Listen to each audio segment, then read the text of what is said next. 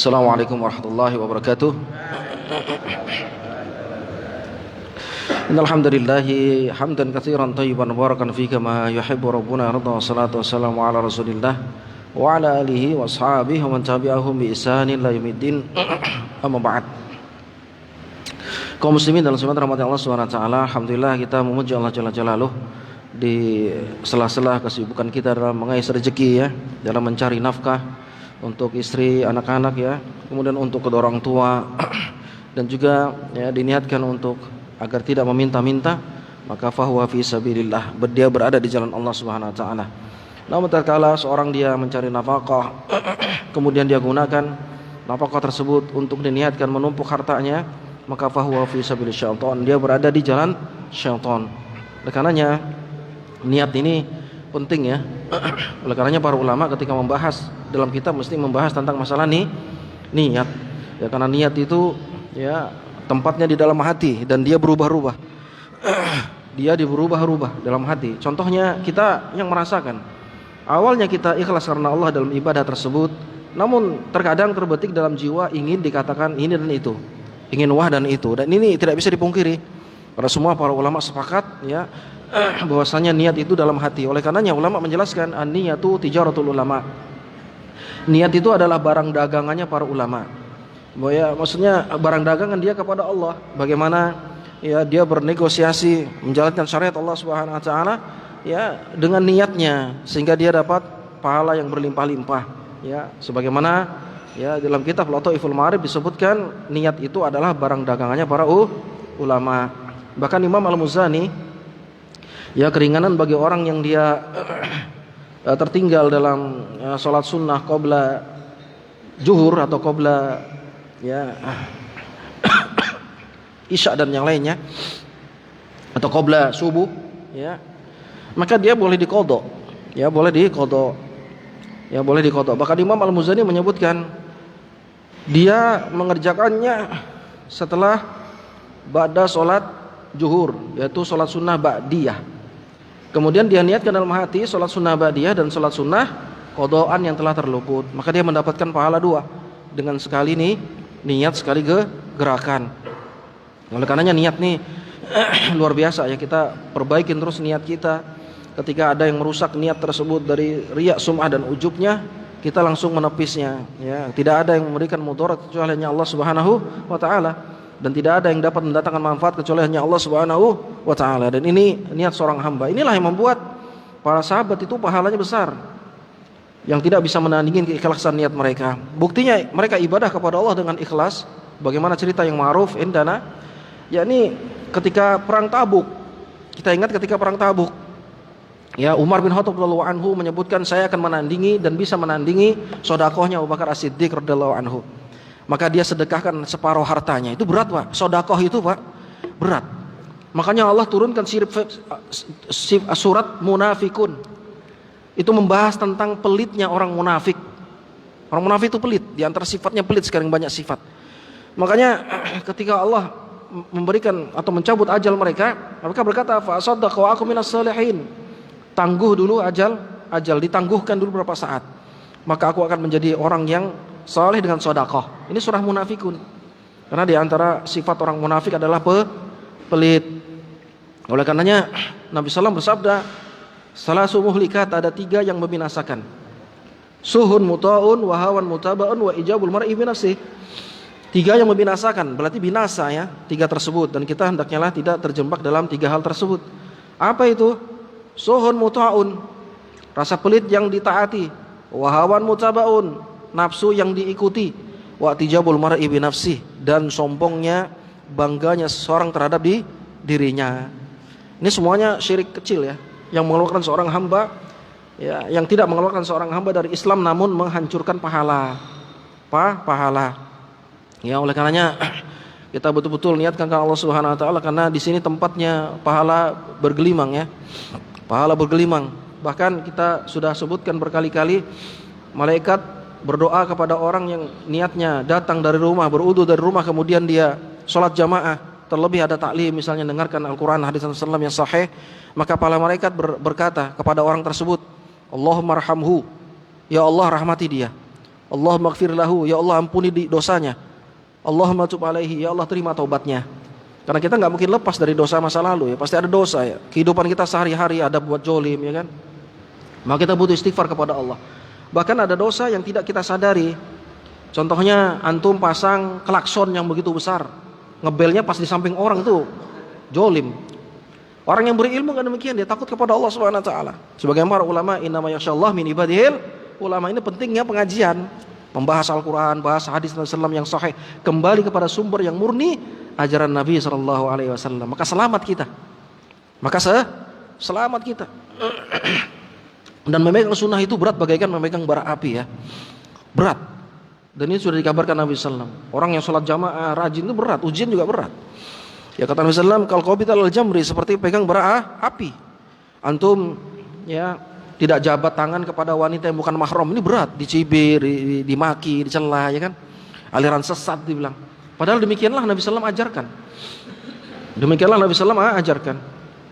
Ya maka ini kemuliaan bagi orang yang memegang atam asuk ala sunnah hatta mamatina, sampai Allah wafatkan kita. Oleh karenanya ketika malaikat nongkar-nangkir mendudukkan orang yang ada di dalam kubur, dan dia bertanya kepada ahli kubur, yang ahli kubur tersebut menjalankan sunnah Nabi sallallahu alaihi wasallam, yang dia berkata, "Ma kunta taqulu fi hadzal rajul Muhammad sallallahu alaihi wasallam." Apa pendapatmu menurutmu tentang Muhammad ini? Siapa dia? Karena dia ngikutin sunnah Nabi sallallahu alaihi wasallam, bukan agama yang dia karang-karang atau dia ikuti ya yang lainnya tanpa dalil. Dia menegakkan di atas dalil sunnah Nabi sallallahu alaihi wasallam, maka mudah menjawabnya. Asyhadu annahu abdullah wa rasuluh. Aku bersaksi dia adalah hamba Allah dan utusannya. Hamba Allah dan utusannya. Ini pentingnya kita beribadah itu sesuai dengan tuntunan Rasul, maka ringan dan diterima. Tinggal syaratnya yang pertama yaitu ikhlas. Karena syarat ibadah diterima itu ada dua. Sebagaimana Imam Asy-Syafi'i dan yang lainnya sepakat para ulama, syarat ibadah itu diterima dua. Kalau satu dari yang dua tidak ada, maka nggak diterima taubatnya, tidak diterima amalannya. Yaitu apa? Ikhlas karena Allah Subhanahu wa taala. Kedua, ada contohnya dari Nabi sallallahu alaihi wasallam. Contohnya Nabi sallallahu alaihi wasallam. Ini penting kita ya, oleh karenanya Imam Al-Bukhari dalam kitabnya ya, awal dari kitabnya menyebutkan apa? Al-ilmu qabla al-qaul wal amal. Ilmu dulu sebelum berkata dan beramal. Ini penting ya. Karena kita terbalik, kita beramal dulu baru berilmu. Sehingga ketika kita mengetahui hal tersebut terlarang, maka berat kita meninggalkannya, kecuali orang yang dirahmati Allah Subhanahu wa taala. Thayyib. Bagaimana taslimnya para sahabat Nabi SAW? Oleh karenanya kita diperintahkan untuk ngikutin agama para sahabat. Allah Jalla wa ala puji mereka. Puji mereka. Was-sabiqunal awwaluna minal muhajirin wal ansar walladzina tabauhum bi ihsanin radhiyallahu anhum wa radwan wa adalahum jannatin ila akhiril ayah. Orang-orang yang pertama dahulu yang masuk Islam dari kalangan muhajirin dan ansar. Siapa dia? Sahabat dari kalangan muhajirin dan ansar, Mekah dan Madinah. Ya, dan orang-orang yang mengikuti mereka dengan benar, maka Allah ridho kepada mereka dan disiapkan surga bagi mereka. Maka nggak ada jalan lain saat ini kecuali ngikutin mereka dengan benar, ngikutin cara agama para sahabat Nabi SAW yang ditarbiyah langsung oleh Nabi SAW. Ketika mereka tersalah langsung ditegur oleh Nabi SAW. Muridnya Rasul. Ya, itu kaum muslimin subhanahu wa ta'ala. Coba lihat bagaimana cerita sekilas secara singkat taslimnya para sahabat meskipun tidak sesuai dengan kemauan hatinya. Seperti contohnya turun ayat perintah tentang menjauhi khamr. Dulu para sahabat berarti minum khamr sebelum datang Islam. Khamr ya, tuak khamr, mabuk. Ketika ayat turun perintah untuk menjauhinya, langsung serentak mereka membuangnya, banjir kota Madinah dengan tuak. Luar biasa taslimnya mereka, langsung mengikuti sami'na wa ta'na. Kalau kita kan enggak, kenapa? Rugi, jual dan seterusnya. Ada juga diceritakan dalam kitab Riyadhus Shalihin ya, dan kitab hadis yang lainnya, ada seseorang diambil cincinnya oleh Nabi SAW kemudian dibuang. Laki-laki itu memakai cincin yang terbuat dari emas. Hati-hati antum. Kalau antum cinta Nabi, ikutin Nabi. Kalau enggak cinta antum cinta bohong. Cinta sekedar di lisan. Cinta monyet. Ya. Ini Nabi SAW melarang seorang laki-laki memakai cincin yang terbuat dari emas. Maka ikutin Pak sebagaimana bentuk cinta kita kepada Rasul. Maka ada sahabat dibuang cincinnya dari emas. Seraya Nabi SAW bersabda, ya, neraka lebih berhak. Neraka lebih berhak, maka dibuang. Ada sahabat yang lain mengatakan, ambil lagi itu, tapi jangan dipakai, dijual, bisa kamu manfaatkan. Apa kata sahabat ini? Aku tidak pernah mengambil selama-lamanya barang yang pernah dibuang Nabi SAW. Hebatnya cintanya mereka tuh, Pak. Kalau kita kan, sayang ya, untuk kita sendiri, ya kan? Tapi sesuatu yang telah dibuang oleh Nabi SAW, aku gak akan pernah ambil selama-lamanya. Makanya diberkahi Allah, Pak, mereka itu. Makanya kita diperintahkan, walladzina taba'uhum bi ihsanin. Allah firman surah Taubah, yang ngikutin mereka dengan benar. Apa tata cara agama para sahabat Nabi SAW? Allah ridho kepada mereka. Juga bagaimana bagaimana baiat di bawah pohon Samurah. Di bawah pohon Samurah, yang baiat itu tercetus karena menyangka Nabi Utsman terbunuh delegasi utusan. Yang nanti cikal bakalnya ada perjanjian Hudaybiyah, ya. Kesepakatan Hudaybiyah yang itu membuat berat Umar bin Khattab dan Ali bin Abi Thalib karena menghapus nama Muhammad Rasulullah. Berat para sahabat. Tidak sesuai dengan keinginan hati secara logika. Tapi mereka tunduk kepada wahyu, kepada perintah Nabi SAW. Ya, Allah Subhanahu Wa Taala sebutkan tentang ridhonya mereka yang membaiat, ya, janji untuk membalas dendam kematian Utsman bin Affan, ya, di bawah pohon Samurah. Ya. Laqad radhiyallahu 'anil mu'minin idzu bayyunaka tahta syajarah, surah Al-Fatah. Kata Allah, Allah ridho kepada mereka yang membaiatmu wahai Nabi di bawah pohon Samurah. Luar biasa nih. Ya, mereka membaiat Nabi sallallahu alaihi wasallam. Dan juga bagaimana cerita hebatnya sahabat Nabi sallallahu alaihi wasallam, di antaranya keyakinan Abu Bakar As-Siddiq radhiyallahu anhu. Ketika tercetusnya perjanjian Hudaybiyah. Karena perjanjian Hudaybiyah itu kan merugikan kaum muslimin, ya. Kita pernah dengar ya cerita ini, ma'ruf lah, indana. Cuman ada iktibar, ya, iktibar faedah yang berbeda-beda dan banyak faedahnya. Bisa mengambil faedah ratusan dari hal tersebut. Yang kalau ada orang Mekah, ya, kafir Quraisy ke Madinah dibalikin. Tapi kalau ada orang Madinah Muslim ke Mekah tidak boleh dibalikin. Ini berat, perjanjian yang menyudutkan kaum muslimin. Tapi Nabi SAW diperintahkan Allah Subhanahu wa taala mentaati perintah mereka. Bahkan Rasulullah dihapus dalam stempelnya. Berat Ali bin Abi Thalib radhiyallahu anhu. Tapi mereka akhirnya pasrah dengan keputusan Nabi SAW. Bahkan Umar bin Khattab radhiyallahu anhu berkata kepada Nabi, langsung datangi Nabi. Disebutkan dalam Sahih Bukhari, alasna Nabi Allah ya haqqan. Bukankah engkau wahai Nabi, ini perjanjian Hudaybiyah. Berat hatinya Umar bin Khattab. Ya. Bukankah engkau Nabi yang sesungguhnya wahai Nabi? Coba lihat, Umar bertanya sedemikian sampai. Karena perjanjian ini secara logika merugikan kaum muslimin. Tapi Allah Jalla wa'ala berikan bagaimana sahabat sabar di atas perintah Nabi SAW. Karena yang dikatakan Nabi SAW itu adalah wahyu yang Allah wahyukan kepadanya. Allah berfirman, wa ma yantiqu anil hawa in huwa illa wahyun yuha. Tidaklah apa yang diucapkan Rasul melainkan wahyu yang diwahyukan kepadanya. Bukti konkretnya apa? Nabi SAW gak bisa baca. Apakah Nabi bodoh? Enggak. Ini membuktikan, membuka mata kaum muslimin bahwa Nabi SAW gak bisa manipulasi. Nabi SAW gak bisa baca tulis. Makanya ada katibnya, ada nanti Zaid, ya, penulis Nabi SAW, sekretaris Nabi SAW. Nabi SAW gak bisa baca, gak bisa tulis. Demikianlah Allah memang jadikan demikian, agar orang-orang munafik itu sadar, oh ini bukan ucapan, dan Nabi SAW gak bisa manipulasi. Wahyu yang Allah wahyukan langsung kepada Rasul SAW. Hebatnya ya.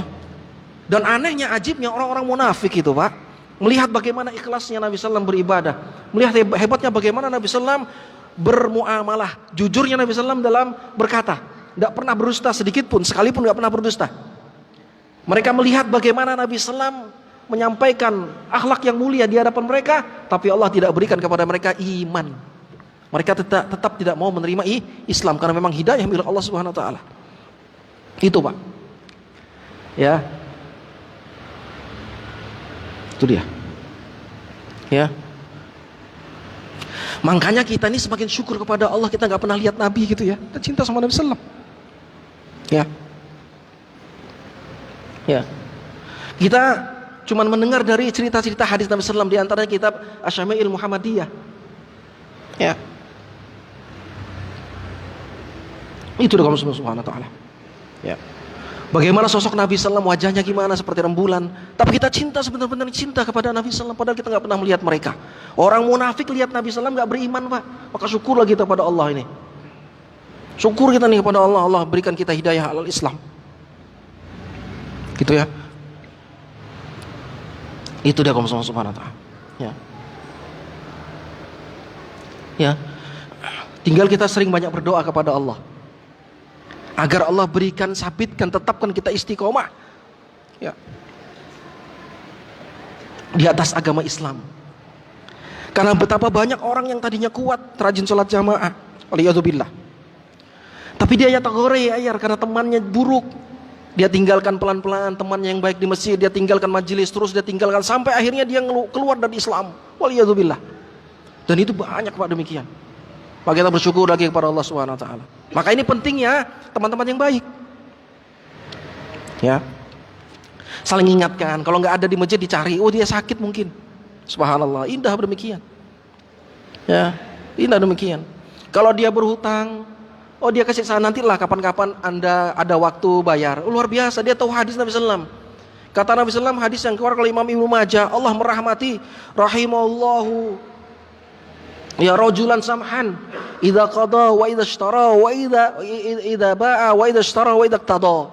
Kata Nabi sallam, semoga Allah merahmati, memberikan rahmat kepada orang yang apa? Mudah ketika membeli, mudah ketika menjual, mudah ketika menagih hutang. Dia tahu ini Pak teman-teman yang baik. Maka tidaklah ini bisa terjadi kecuali dengan ilmu. Hadir bersama-sama di majelis ilmu, saling mengingatkan.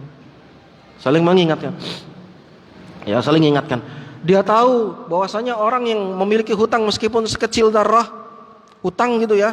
Dia tahu bahwasanya orang yang di dalam kubur nanti disisa Allah Subhanahu wa taala dan sebab hutangnya yang dia tidak bayarkan, dia ingatkan saudaranya, ente dulu punya utang sekian-sekian. Dan saudaranya diingatkan tidak marah dia. Dia senang bersyukur kepada Allah. Itu ya, teman yang baik. Makanya Nabi sallallahu alaihi wasallam bersabda, "Al-mar'u 'ala dini khalilihi falyanzur ahadukum ma yukhalil." Hadisnya sahih, riwayat Abu Daud dan yang lainnya. Agama seseorang itu kata Nabi sallallahu alaihi wasallam dilihat dari teman karibnya. Maka kata Nabi, perhatikan siapa teman karibmu. Teman karibmu. Coba bagaimana motivasi para sahabat Nabi sallallahu alaihi wasallam beriman kepada titah Rasul sallallahu alaihi wasallam. Umar bin Khattab berkata, "Engkau nabi beneran ya?" Sampai demikian Umar. Maka Nabi sallallahu alaihi wasallam bersabda, "Bala." Iya wahai Umar, aku nabi. Kemudian qultu, aku berkata lagi, "Alasna 'alal haqqi wa aduwana 'alal batil?" Bukankah kita ini di atas kebenaran wahai Nabi? Islam di atas kebenaran dan mereka di atas kebatilan. Maka Nabi sallallahu alaihi wasallam bersabda, riwayat Bukhari, "Bala." Iya wahai Umar. Ini enggak terima perjanjian Hudaybiyah. Ya. Kemudian Umar berkata lagi, "Falimanu tidaniyata fi dinina idzan." Kalau gitu kenapa kita serahkan mau aja ikutin perjanjian Hudaybiyah yang menyudutkan kaum muslimin? Maka apa kata Nabi sallallahu alaihi wasallam? Nabi sallallahu alaihi wasallam luar biasa ya. Wahyu yang Allah wahyukan kepadanya. Apa kata Nabi sallallahu alaihi wasallam? "Inni Rasulullah." Wahai Umar, aku Rasulnya Allah. Lastu ya aksihi, aku tidak memaksiatinya. Wa huwa nasiri, karena dia penolongku. Aku enggak memaksiati Allah, aku Rasulnya Allah. Subhanallah. Langsung diam Umar. Umar langsung diam. Kemudian Umar berkata lagi, "Qultu awalaysa kunta tuhadditsuna ya anna ya sanati albaita farutawif bihi." Bukankah engkau mengatakan wahai Nabi, tahun ini kita akan tawaf, ya mau hajian kan, ditahan sama orang Quraisy, kafir Quraisy. Apa kata Nabi sallallahu alaihi wasallam? Iya wahai Umar bin Khattab. Fa akhbartuka ya anna natihil am. Apakah aku mengatakan kita ya pasti hajian atau tawaf pada tahun ini? Kan enggak. Itu ya, artinya insyaallah. Ya karena ada halangan tidak jadi. Maka Nabi sallallahu alaihi wasallam bersabda kepada Umar bin Khattab radhiyallahu anhu, "Fa innaka atihi mutawwifun bihi." Engkau pasti nanti Umar akan tawaf keliling Ka'bah, hajian dan seterusnya. Ini hadis riwayat Bukhari Muslim. Maka Umar bin Khattab radhiyallahu anhu mendatangi Abu Bakar As-Siddiq radhiyallahu anhu. Maka apa kata Abu Bakar As-Siddiq? Taati Rasul, dia utusan Allah. Subhanallah. Makanya Umar kalau ingat-ingat ini, menentangnya kepada Nabi sallallahu alaihi wasallam perjanjian Hudaybiyah, nangis dia. Dan dia memuji Abu Bakar As-Siddiq tentang ilmu, luasnya ilmu fis sudur. Yakin sepenuhnya di saat manusia goncang. Makanya kan peristiwa Isra Mi'raj itu Pak, orang-orang mengingkari Nabi kan, tidak mungkin dalam satu malam berjalan Isra Mi'raj sampai ke Sidratul Muntaha kan. nggak mungkin, secara akal nggak mungkin. Tapi Abu Bakar, sami'na wa ata'na, aku dengar, aku taat, yakin itu karena dia Rasul. Makanya Nabi SAW memuji Abu Bakar As-Siddiq. Saat-saat manusia membenci dia, tidak percaya, Abu Bakar percaya dan membela dia. Tidak kaum subhanahu wa ta'ala. Ini keutamaan para sahabat ya. Keutamaan para sahabat. Dan juga bagaimana kaum muslimin rahmati Allah Subhanahu wa taala ya. Sahabat Nabi sallallahu alaihi wasallam ya, yang dia mengikuti baiat Aqabah. Baiat Aqabah ini berjanji kepada Allah, kepada Rasul untuk mentaati agama. Janji luar biasa nih. Ya. Ya.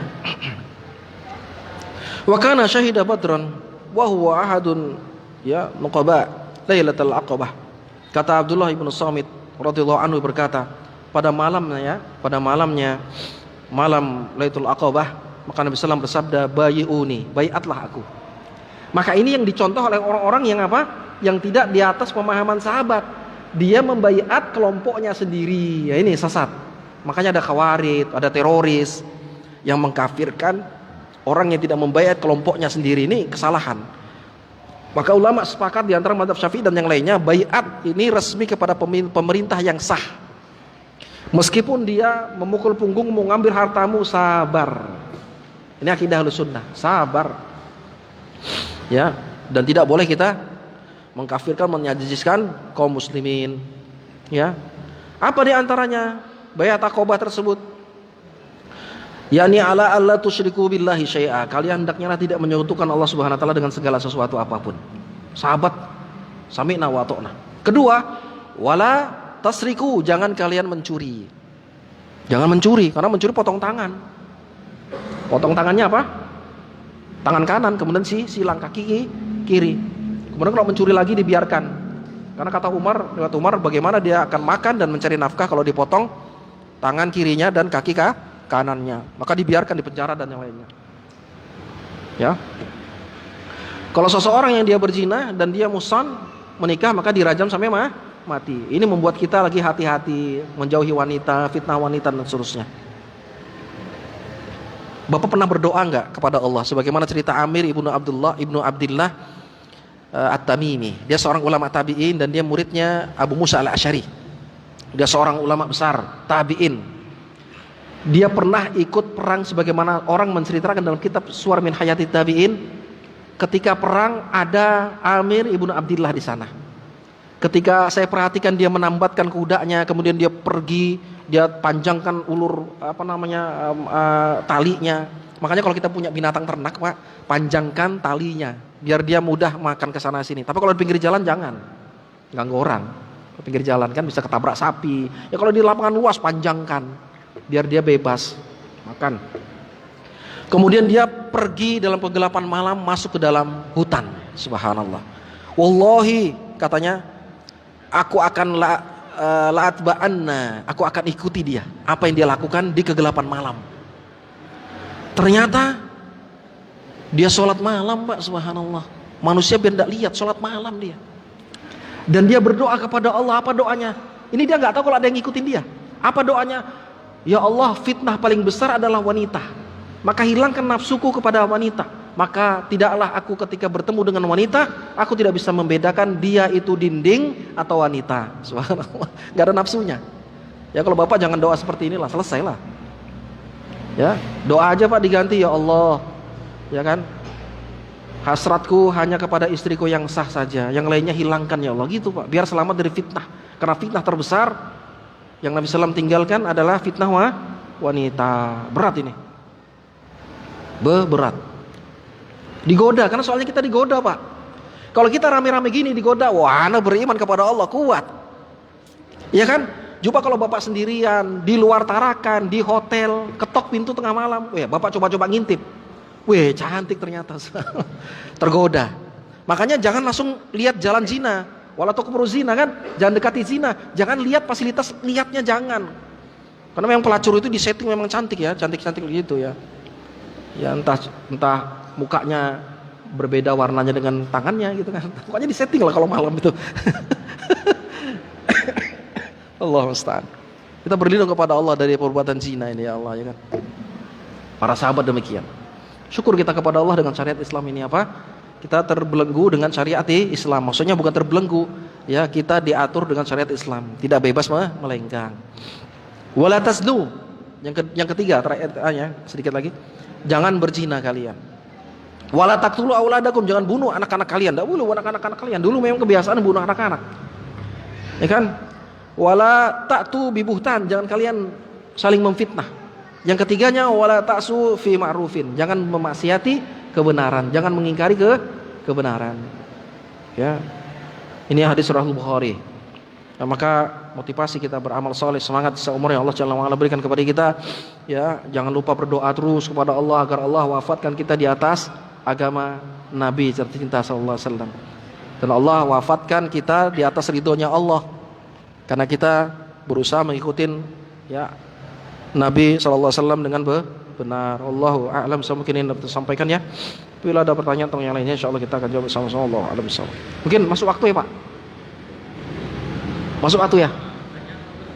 Ya, mungkin ada yang mau ditanyakan, Pak, silakan, Pak. Ya, silakan. Alhamdulillah. Habis kah?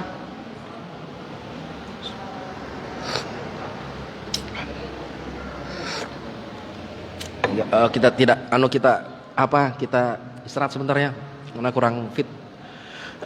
Subhanakallah wa bihamdika asyhadu an la ilaha illa anta astaghfiruka wa atubu ilaik. Assalamualaikum warahmatullahi wabarakatuh.